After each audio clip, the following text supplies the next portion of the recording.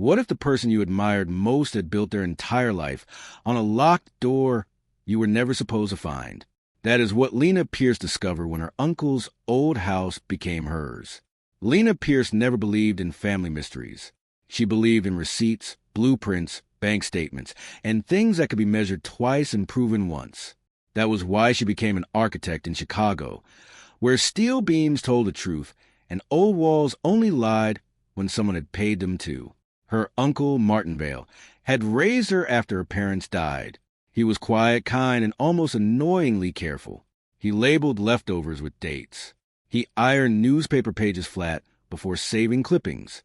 He always locked the basement door, even when there was nothing down there but paint cans and an old freezer that hummed like it was keeping secrets for the government. When Martin died in late October, Lena received a call from a lawyer named Gerald Pike. Gerald said Martin had left the house in Briar Falls, a small lake town where every street looked like a postcard trying too hard. Gerald said, "Your uncle had one request. He wanted you to clear the house personally." Lena almost laughed. "Personally? He knew I'm busy." Gerald paused and said he was very specific. So on a gray Saturday morning, Lena drove 3 hours north, unlocked the front door, and stepped into the smell of cedar polish, dust, and coffee that no one had brewed in weeks. The house looked exactly as she remembered. Same brown sofa, same ticking clock, same framed fishing photo of Martin smiling beside a lake he hated fishing in. Lena moved room by room with a clipboard, making notes for repairs. Kitchen tiles cracked, porch railing loose, upstairs window sticking. Nothing strange, nothing dramatic. Then she reached the hallway behind Martin's bedroom. The hallway looked normal, but normal was often where lies at best. Lena measured out of habit, 28 feet from the stairs to the back wall.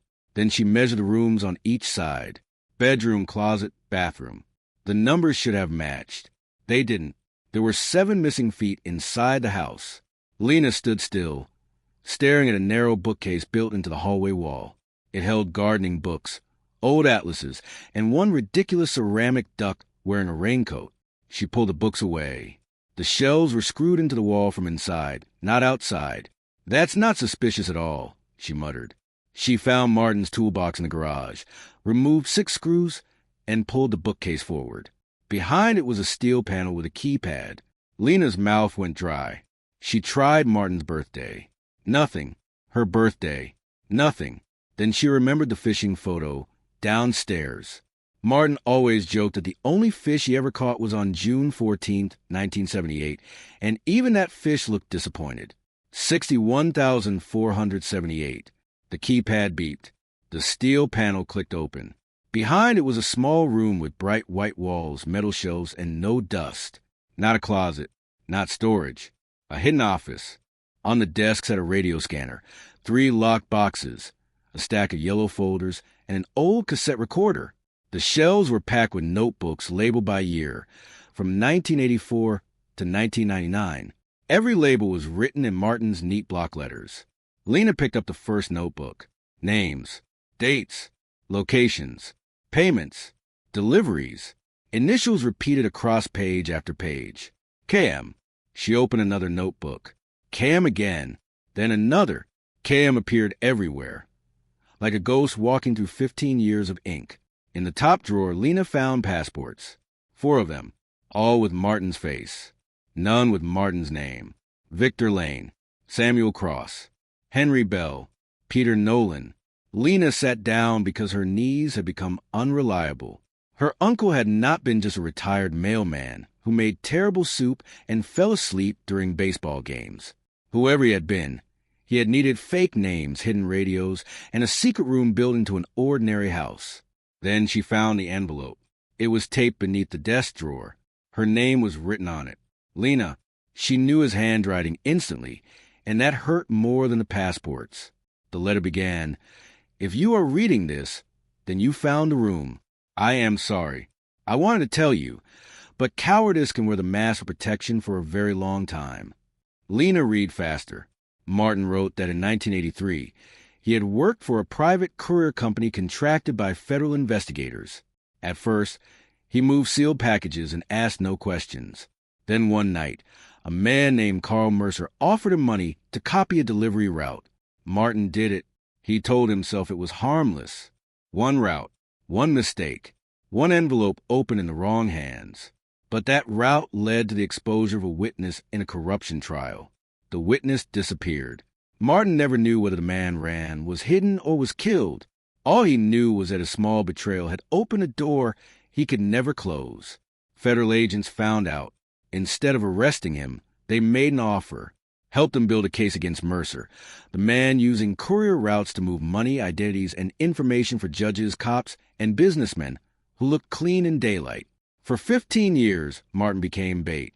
He passed Mercer controlled information. He wore wires. He documented meetings.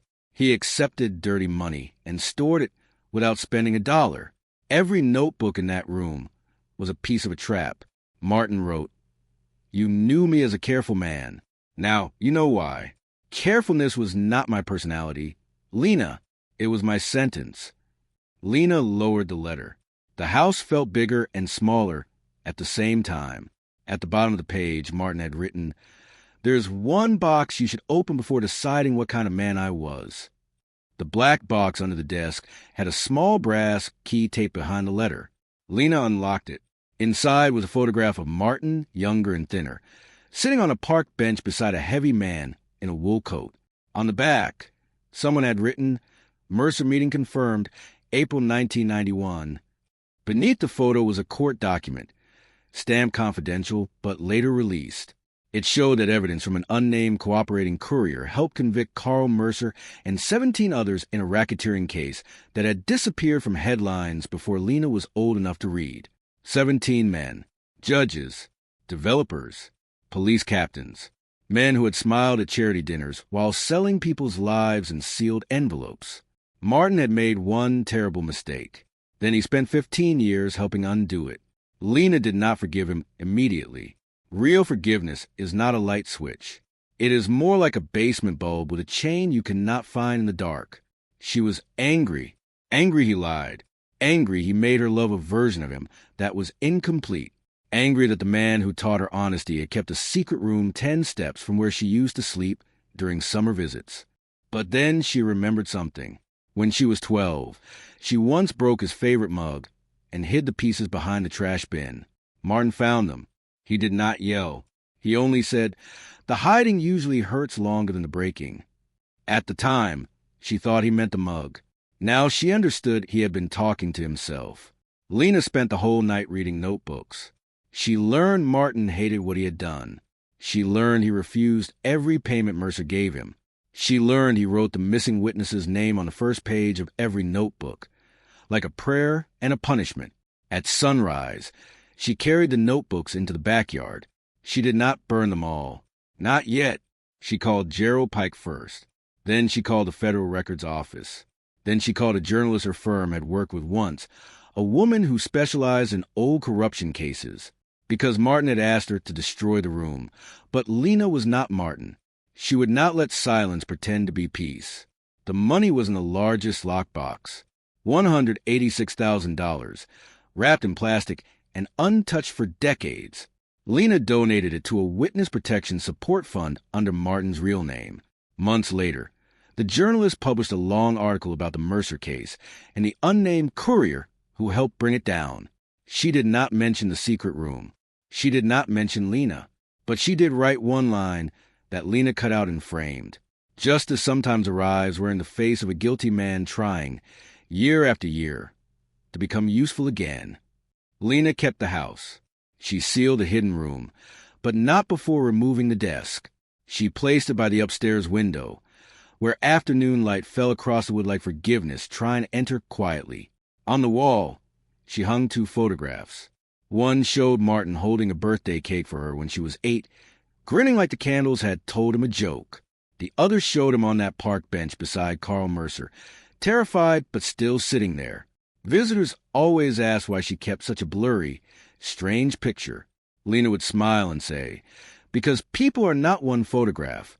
And every time the old hallway clock ticked through the quiet house, Lena thought about secrets, mistakes, and the strange mercy of discovering the truth after love has already done its work. Because sometimes the person who lied to you was not trying to escape judgment. Sometimes he was living inside it.